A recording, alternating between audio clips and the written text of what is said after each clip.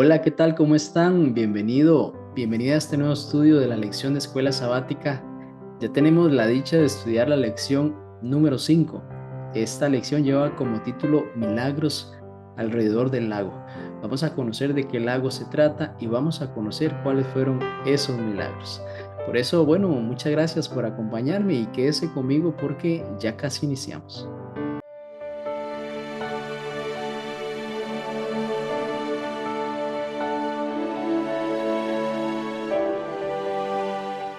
Muy bien, gracias por continuar. Vamos a orar para iniciar. Acompáñeme. Padre Santo, muchas gracias te damos por una semana más de vida, por esta oportunidad de estudiar nuevamente tu palabra. Queremos, Señor, suplicar que nos perdones, que nos ayudes a seguir adelante y también que tu Santo Espíritu ilumine nuestras mentes para discernir lo que tienes para nosotros en esta oportunidad. En el nombre de Jesús. Amén. Bien, vamos a leer el texto para memorizar de esta semana. Es Marcos capítulo 5 versículo 19, Evangelio según San Marcos capítulo 5 versículo 19. Allí está en su pantalla, son palabras de Jesús.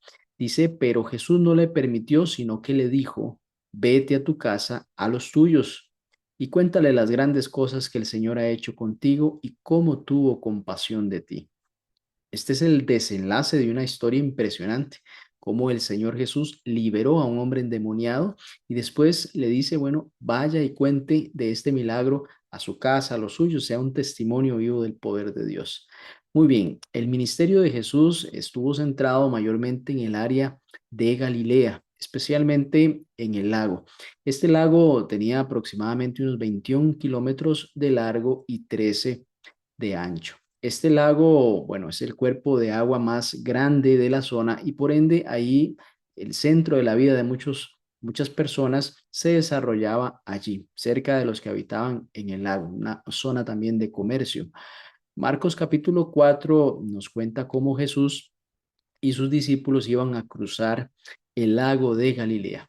Sucede que se levanta entonces una tormenta impresionante y Jesús calma a la tormenta hablándole al viento y a las olas. En Marcos capítulo 6 vamos a encontrar una escena similar, solo que en esta oportunidad Jesús camina sobre el agua y se dirige hacia sus discípulos que estaban en el bote. Bueno, entre estas ambas escenas de agua, Marcos capítulo 4 y Marcos capítulo 6, hay numerosos milagros que Jesús hizo ya estando en tierra y también hubo una primera actividad de los discípulos como misioneros. Estas historias van a ser el centro de estudio de esta semana. Es muy importante también resaltar que las características generales de cada una de estas historias, que son bien dramáticas, va a consistir en enseñarnos a nosotros quién es Jesús. Que la historia es impresionante, es motivadora y esperanzadora. El principal enfoque es que usted y yo conozcamos la persona de Cristo. Así que bueno, vamos a ver entonces escenas impresionantes, cómo Jesús calma la tormenta, cómo restaura a un endemoniado, cómo además sana a una mujer con solo ella tocar el manto de Jesús.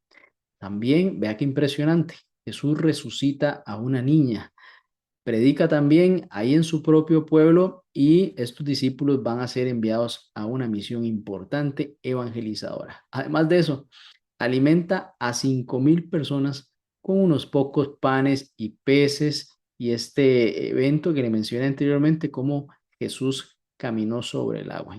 Impresionantes acciones, impresionantes milagros que demuestran el poder de Dios y que hacen que los discípulos fortalezcan su fe y crean en Jesús como en el Hijo de Dios.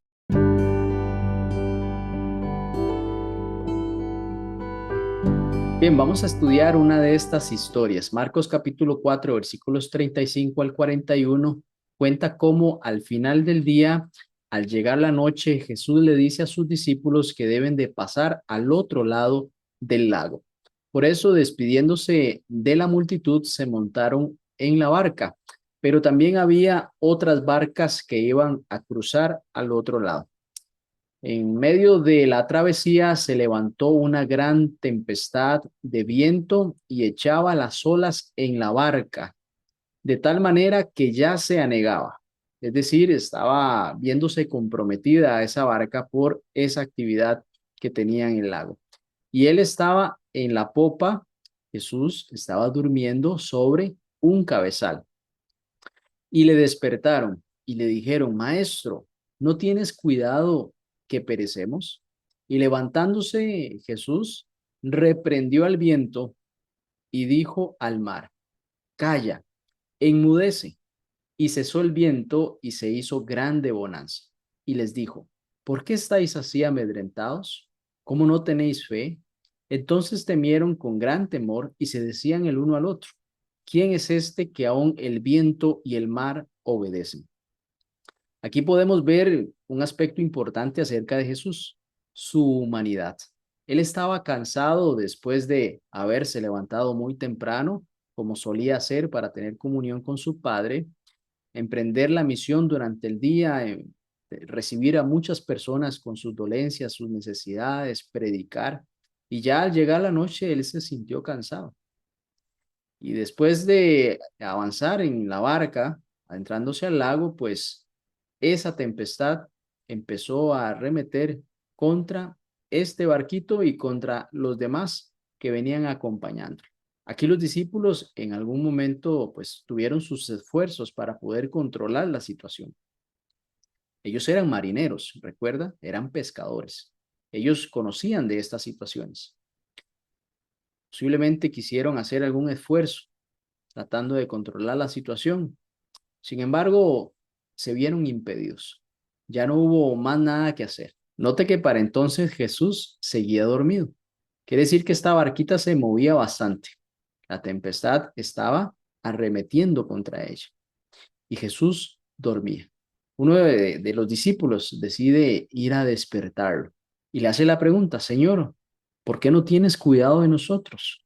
Estamos pereciendo. Note que Jesús, al enfrentar esa realidad que estaban viendo los discípulos, no se pone a dar una instrucción acerca de lo que está pasando. No se pone a llamarle la atención mientras eso está sucediendo, sino que Jesús actúa. Jesús se levanta, dice, levantándose, hace lo que tenía que hacer, que era reprender los vientos, reprender el mar y callarlo, como si fueran personas. El poder de Dios manifestado sobre la naturaleza. Calla, enmudece. Él, pues, dimensionando la necesidad de salvaguardar la vida de las personas, salvaguardar esa barquita que necesitaban llegar hacia el otro lugar. Una vez que el viento cesó y que hubo gran bonanza, entonces ahora sí viene la lección. Ahora viene la pregunta de Jesús de por qué están amedrentados, es decir, por qué están asustados. Y hace una segunda pregunta. ¿Será que ustedes no tienen fe? ¿Cómo no tenéis fe? Les dice. ¿Cómo es que ustedes no tienen fe? Quiere decir que la respuesta a los problemas que estaban teniendo estos hombres no era ir a luchar contra el mar, no era ir a gastar todas sus fuerzas tratando de calmar una tormenta. No había un poder humano que pudiera solucionar eso. Aquí vemos que Jesús les está diciendo, la herramienta que ustedes tenían que utilizar en este momento es la fe. No respondieron ante esa pregunta, sino que dijeron, no respondieron ante esa pregunta, sino que tuvieron temor. Tuvieron temor, ahora tuvieron temor acerca de saber que tenían con ellos un hombre que no solo hacía milagros en tierra, sanaba enfermedades, sacaba demonios, sino que también tenía el poder de controlar la naturaleza. Era una evidencia muy grande de que Jesús era el Hijo de Dios, que no era solo un profeta que sanaba como otros profetas habían sanado, sino que había una manifestación mucho más poderosa acerca del poder de Dios. Por eso tuvieron gran temor. Dice, entonces temieron con gran temor y se decían el uno al otro, ¿quién es este que aún el viento y el mar le obedecen? Y en esta historia podemos extraer algunas lecciones muy importantes. La número uno es la demostración del poder divino, sin lugar a dudas, ¿no? El temor humano, que puede estar reflejado también en la debilidad que tenemos nosotros de enfrentar problemas de los cuales se escapan de nuestras fuerzas.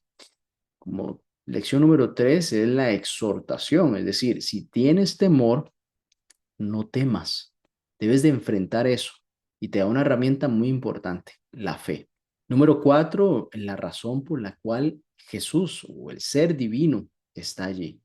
También número 5, la respuesta humana a esta revelación. ¿Cómo responde el ser humano ante el despliegue del poder de Dios? Y hay una pregunta muy importante acá, basado en esa presencia de Jesús, basado en ese despliegue de poder, en la declaración no temas.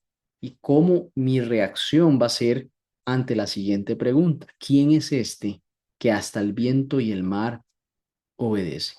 Esta gran pregunta es la que nos va a motivar a nosotros a tomar una decisión importante relacionado a nuestro actuar a partir de ese momento, a partir de esta revelación. Bueno, Él es el Hijo de Dios, el Señor mismo. Esta es la enseñanza que les mencioné al inicio. La historia es impresionante, pero el entender y dimensionar y aceptar que Jesús es el Mesías y el Hijo de Dios para salvación del mundo es la intención real de esta historia.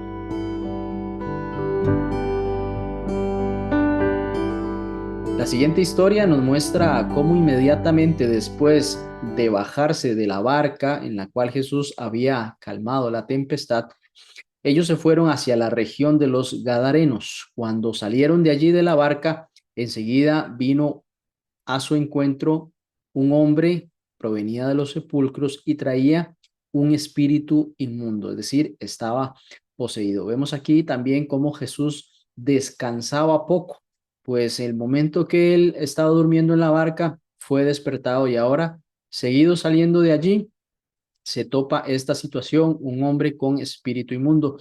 Él vivía entre los sepulcros, según el versículo 3 del capítulo 5, y nadie podía atarle ni aún con cadenas. La fuerza que este hombre tenía por ser poseído era impresionante. Muchas veces lo habían tratado de atar con grillos y cadenas, pero dice el versículo 4 que él despedazaba esas cadenas, desmenuzaba los grillos y entonces nadie podía dominarlo, nadie quería acercársele, pues sabemos que esa fuerza podía matar a alguien, ¿no? Y siempre de día y de noche andaba dando voces en los montes y en los sepulcros. ¿Qué estaría diciendo este hombre? Bueno, imagínese el miedo que también provocaba en la noche saber que él andaba por allí cerca de las casas, ¿no? Pero vea que lamentable, dice, él se hería con piedras, lo brusco que es una piedra, que una persona se hiera con piedras, pues este hombre realmente estaba sufriendo mucho, no solo emocionalmente, por supuesto, espiritualmente, pero también físicamente este hombre estaba sufriendo. Piense usted en la familia de él, sabiendo que él está en esa condición y que nadie puede hacer nada por él, ¿no? El versículo 6 dice, cuando vio pues a Jesús de lejos corrió. Aquí empieza el milagro. Solo la presencia de Jesús hizo que este hombre reconociera que venía alguien que podía ayudarle. Dice que corrió inmediatamente hacia donde estaba Jesús. Ahora piense que los discípulos seguros se llenaron de miedo donde venían este hombre venir hacia donde estaba ellos, pues su aspecto debió haber sido terrorífico y los discípulos, pues yo no sé cómo estaba su fe en ese momento después de la tempestad que calmó Jesús, pero pudieron haber sentido bastante miedo y Jesús, estando allí, dice que cuando el hombre llegó, se le arrodilló, dice, corrió y se arrodilló ante él.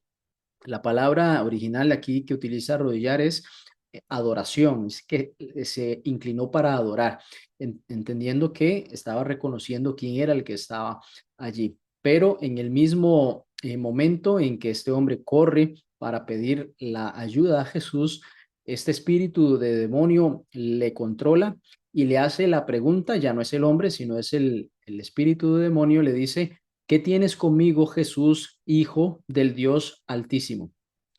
Aquí da la respuesta de lo que hicieron la pregunta los discípulos cuando estaban en la barca. Bueno, ¿quién es este que aún los vientos y las olas obedecen? Bueno, aquí este demonio le está dando la respuesta en esta declaración. Jesús, Hijo del Dios Altísimo, ¿qué tienes conmigo? Bueno, declara que Jesús es el Señor, que es el Hijo de Dios, y dice, te conjuro por Dios que no me atormentes, porque le decía, sal de este hombre, espíritu inmundo.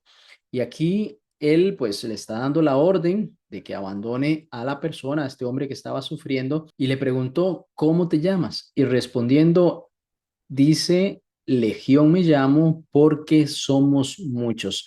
Ahí estaba manifestado ese control satánico sobre este pobre hombre. Eran muchos espíritus que estaban dominándolo y que hacían pues que él tuviera este tipo de comportamiento.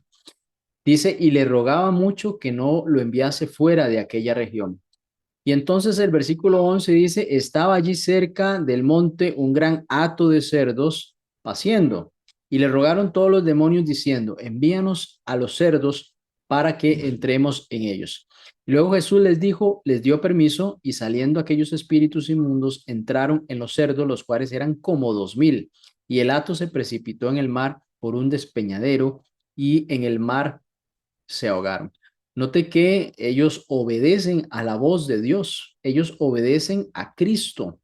Aunque están bajo el mando de Satanás, hay un poder superior. En este caso, Jesús representa ese poder superior, siendo el Hijo de Dios, y les ordena que salgan de este hombre y entonces de alguna forma les concede el hecho de irse donde estaban esos cerdos que eran considerados animales inmundos para la alimentación. Aún así, pues todo eso prevalecía allí. Y Jesús pues les dio esa posibilidad y estos animales, al tener ese descontrol mental, al tener ese comportamiento era errático, se fueron hacia el precipicio y ahí pues murieron. Y esta situación tan dramática, entendiendo pues toda la escena en un momento corto de tiempo, allí estaban unos hombres que apacentaban estos cerdos y bueno, dieron aviso a la ciudad y en los campos de todo lo que había sucedido. Y entonces el versículo 14 dice, y salieron a ver qué era aquello que había sucedido. Vienen a Jesús y ven al que había sido atormentado del demonio y que había tenido la legión, sentado, vestido y en su juicio cabal, y tuvieron miedo. Aquí viene otra, nuevamente, la forma en que el ser humano responde ante lo que no es natural, ante lo desconocido y ante no tener una percepción real de la lucha entre el bien y el mal. Pues tuvieron miedo, mas no buscaron cómo solucionar ese miedo yendo hacia Jesús, yendo hacia quien había este milagro, sino que al ver todo esto que había sucedido, dice el versículo 17, comenzaron a rogarle que se fuera de sus contornos. No sé si notan que en ningún momento alaban a Dios o agradecen a Jesús por haber liberado a este hombre. Este hombre había sido un problema para ellos siempre. Este hombre tenía esa situación que no descansaba nunca y aunque habían querido sujetarlo, pues era un problema y nunca le agradecieron a Jesús el milagro de haber rescatado a este hombre o de haber también ayudado al pueblo a que pues esta situación se solucionara. El problema fue que pusieron sus ojos en todos esos cerdos que se fueron al precipicio y murieron. Sopesaron más un tema económico que ese milagro de esa bendición de que Jesús estuviera allí con ellos. También me llama mucho la atención ver que Jesús pidió haber cruzado el lago para llegar a este lugar y después dice que tomando su barca se devolvió. Puedo yo entender que Jesús en su divinidad sabía que tenía que ir ahí a liberar a este hombre, aún así, pues sucediera todo lo que sucedió en su entorno. Él se devolvió y este hombre dice, el versículo 18 dice, al entrar él en la barca, el que había estado endemoniado le rogaba que le dejase estar con él. Aquí vemos algo muy interesante. Vemos cómo hay varios pedidos de varios lados. Por ejemplo, vemos el pedido del hombre primeramente al arrodillarse sin pronunciar palabra. Vemos también el pedido de los espíritus de la legión pidiéndole a Jesús que los dejara entrar hasta donde estaban los cerdos. Y también vemos el pedido de los que viven allí para que Jesús se vaya de su contorno. Pero también aquí vemos el pedido más importante, más hermoso, que es el de este hombre una vez que ha sido rescatado, le ruega a Jesús que le permita acompañarle a él. Me llama la atención cómo Jesús le concede la petición a la legión de espíritus El irse al hato de cerdos, que aunque se fue al precipicio, fue algo que concedió. Sin embargo, este hombre le pide que le permita ir con él, pero Jesús no le concede esa petición, sino que le hace una solicitud muy importante para efectos del crecimiento del evangelio, pues ya Cristo estaba acompañado de sus discípulos. Este discípulo iba a ser un discípulo especial, pues iba a ir a otra región, no solo hablando de Cristo, sino testificando de lo que Jesús había hecho con él. Dice el versículo 19, mas Jesús no se lo permitió, sino que le dijo, ve a tu casa, a los tuyos, y cuéntale cuán grandes cosas el Señor ha hecho contigo. Cuán grandes cosas hizo el Señor con este hombre. Claro que hizo grandes cosas. Él tenía toda una vida que testificar, saber que él estaba allí, las marcas de esas raspaduras, de esas cortadas que él tenía por las piedras, las personas que lo conocían y sabían de esa situación que él estuvo, donde dormía, donde vivía, todos los problemas que eso traía, pues en un momento, solo por el poder de la palabra de Dios en Jesús, este hombre quedó liberado y muchas personas iban a creer en él, pues dice, así como Dios ha tenido misericordia de ti, dice que él se fue y comenzó, entonces aquí está la obra evangelizadora, pues dice, comenzó a publicar en Decápolis cuán grandes cosas había hecho Jesús con él y todos se maravillaban. Vea qué tremendo Jesús. Cuando cruzó este lago, que estuvo esa tormenta en medio, llegó hasta este lugar y este hombre fue un instrumento importantísimo para llevar el mensaje del reino a una ciudad de Decápolis, eran 10 ciudades, y este hombre fue sin lugar a dudas un evangelista de primer nivel, pues llevaba su vida como un diario abierto y dice que habían esas maravillas, estaban presentes en la vida de él y todos creyeron y se maravillaron por el testimonio de este hombre.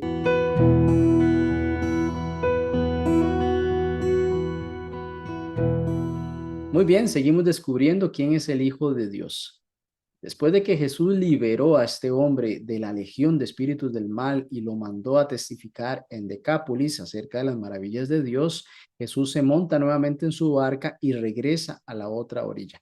Cuando él llega, una gran multitud, pues se acerca donde está él y Jesús permanece en la orilla. También se acercó un hombre principal de la sinagoga que se llamaba Jairo. Este hombre, pues, era uno de los que posiblemente en algún momento acusaba a Jesús o dudaba de él. Sin embargo, Jairo estaba en una situación apremiante, pues su hija estaba muy enferma. En este momento, Jairo quería que Jesús sanara a su hija, porque dice en el versículo 23, le rogaba mucho diciendo, mi hija está agonizando, es decir, ella está muriendo. Ven y pon las manos sobre ella para que sea salva y vivirá. Aquí Jairo está haciendo una declaración de fe. Él cree que Jesús puede salvar a su hija. Dice el 24 que Jesús no le argumentó alguna situación, sino que inmediatamente fue con él y le seguía a esta gran multitud que le apretaban. Era mucha gente que los acompañaba.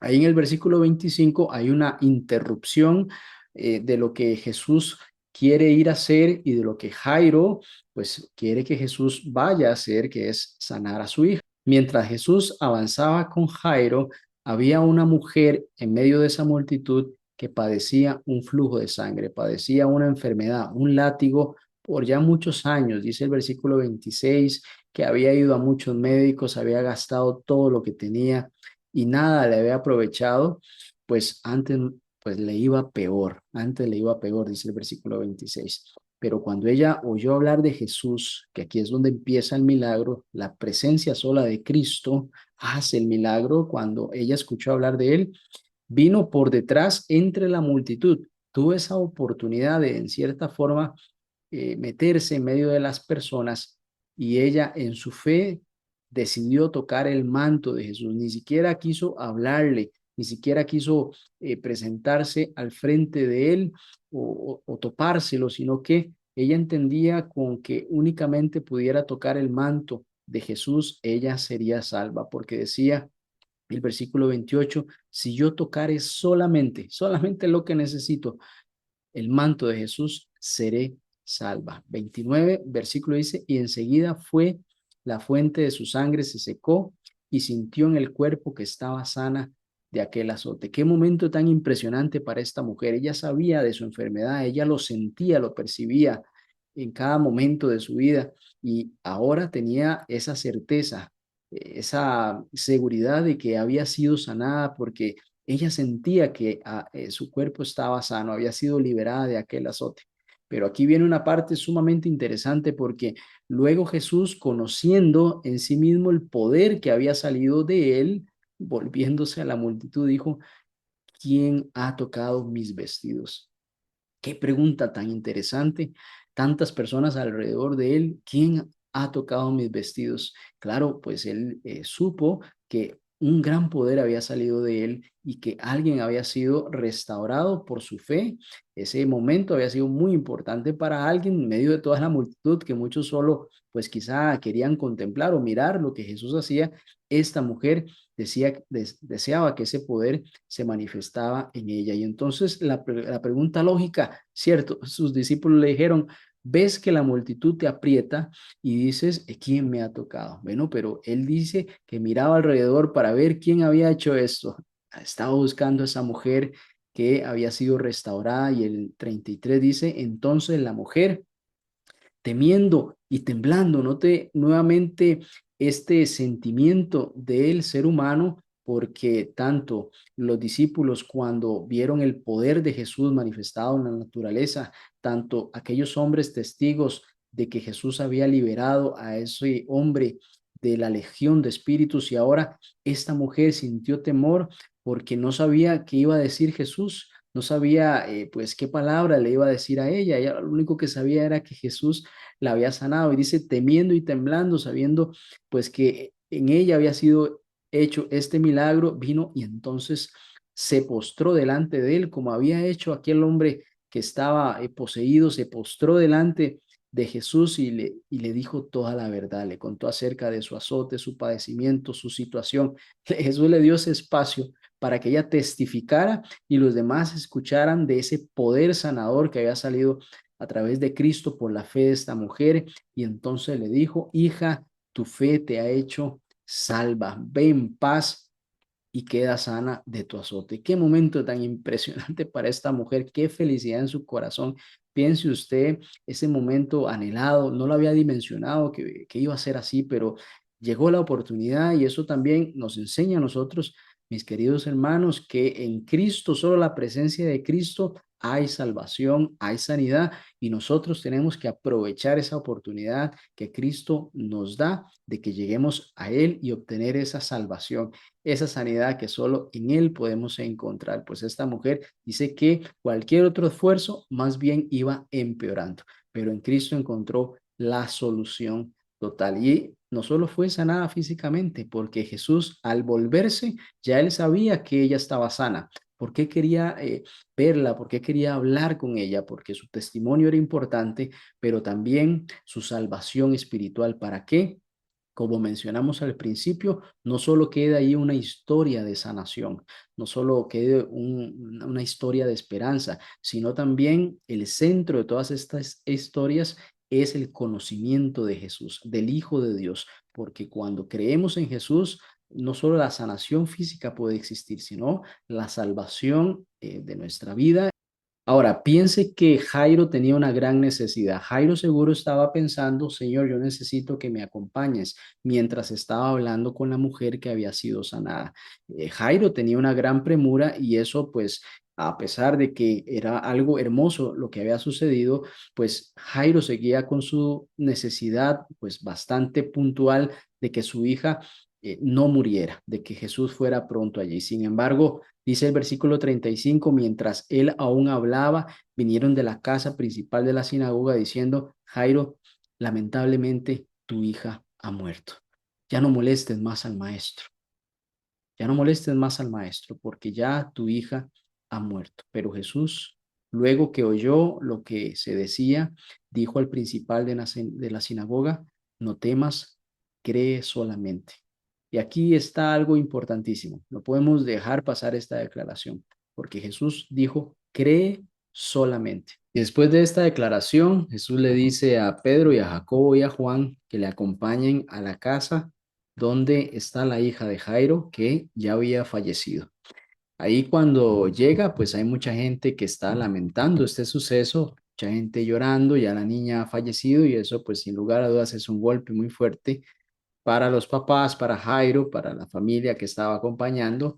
Y entrando les dijo, bueno, pero ¿por qué ustedes lloran? ¿Por qué alborotáis? Seguro pues había una situación ahí bastante complicada y hace la declaración impresionante, la niña no está muerta, sino duerme, la niña está reposando.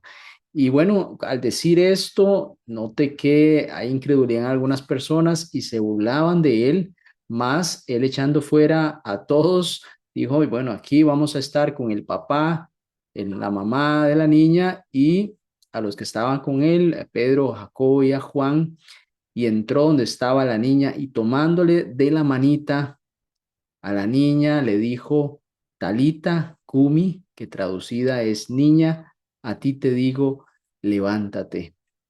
Hay una traducción que, bueno, recalca cómo Talita también pueda significar cordero, corderito, haciendo pues un énfasis a el cariño hacia la niñita que estaba ahí postrada y le dijo, levántate.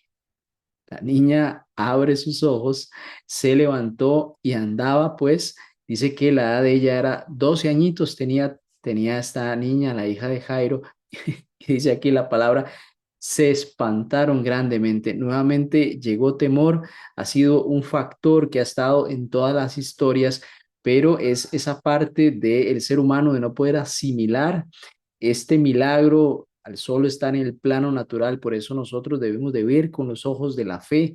Tenemos que entender que hay una lucha entre el bien y el mal, que hay poderes, pero que Dios es más poderoso que todo, que Dios puede hacer cualquier cosa que para el ser humano es imposible, que nos da temor ver eso, experimentar eso, pero que dice también la palabra del Señor que el amor vence el temor. Y aquí vemos a Cristo venciendo inclusive a la muerte misma, pues Él siendo el creador, el dador de la vida, tiene ese poder de, pues, retornar de esta niñita que estaba ya fallecida, que estaba durmiendo, como dice él, despertarla de ese sueño. El versículo 43 dice, pero Él les mandó mucho que nadie lo supiese y dijo que se le diese de comer.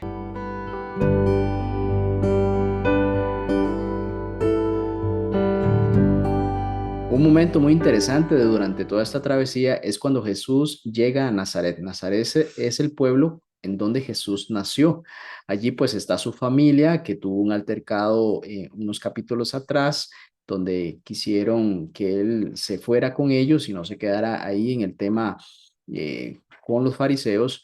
Y también cuando él había dicho que quiénes son mi mamá y mis hermanos, sino los que hacen la voluntad de mi padre. Fueron dos circunstancias familiares que pues complicaron un poquito su relación familiar, pero que bueno, Jesús tenía muy clara cuál era su misión. En este caso, bueno, él regresa a su pueblo y todas las personas que están allí, pues muchas conocen a Jesús, todo su ministerio y también lo que había sucedido con la familia. Así que hubo un problema en esta ciudad y fue la falta de fe. Como conocían a Jesús, empezaron a hacer unas preguntas para desacreditarlo. Por ejemplo, ¿no es este el carpintero, hijo de María, hermano de Jacobo, de José, de Judas y de Simón?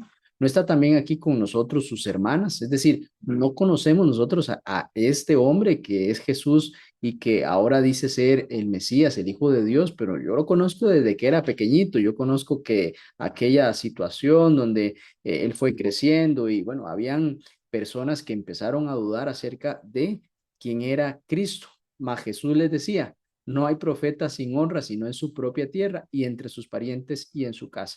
Entonces dice que no pudo hacer allí ningún milagro. Note qué interesante. Jesús en su poder hacía milagros porque la gente tenía fe. Siempre decía, tu fe te ha salvado. Era un componente principal y primordial dentro de esa fórmula de sanación, porque si no hay fe, entonces no se puede agradar a Dios. Y aquí vemos cómo Jesús no realizó ningún milagro porque no había fe, no había quien creyera, salvo que, bueno, dice, sanó unos pocos enfermos poniendo las manos sobre ellos y Jesús mismo estaba asombrado de la incredulidad de ellos y recorría las aldeas de alrededor enseñando. Es decir, había mucha incredulidad alrededor de todo lo que pues Jesús comprendía, porque como ellos lo conocían desde pequeñito, empezaron a fomentar o a cimentar sus dudas y no creyeron en Jesús. Por eso no vieron esos milagros que, por ejemplo, se desarrollaron en Capernaum.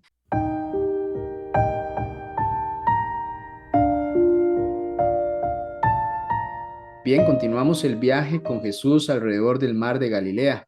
En un punto en Marcos capítulo 6, versículos 30 al 52, Jesús y los discípulos deciden alejarse a una zona tranquila para descansar, pues habían tenido días muy ajetreados, muy ocupados.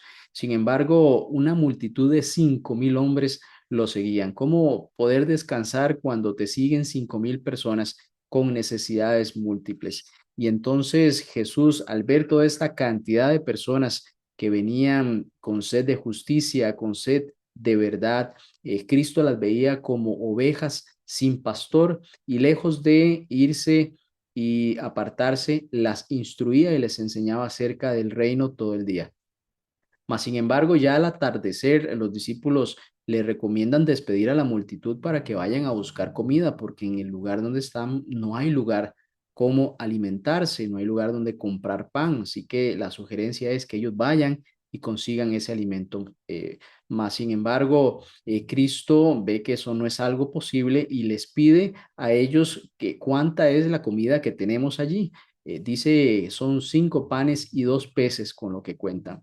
Aquí Cristo empezó a repartir la multitud en diferentes grupos e hizo el gran milagro de la multiplicación de estos panes y peces a tal punto que era mucha la comida, inclusive para todos los que estaban allí. Fue un milagro impresionante. Ellos aquí querían aprovechar esta bondad de Cristo y este tipo de milagros para proclamarlo rey de Judá. Y Cristo, pues, lejos de promover esta idea, se alejó porque el reino de él que él estaba promoviendo no era un reino material, sino era un reino espiritual. Esta fue una forma en la que Cristo también fue tentado, pero él tenía muy clara su misión.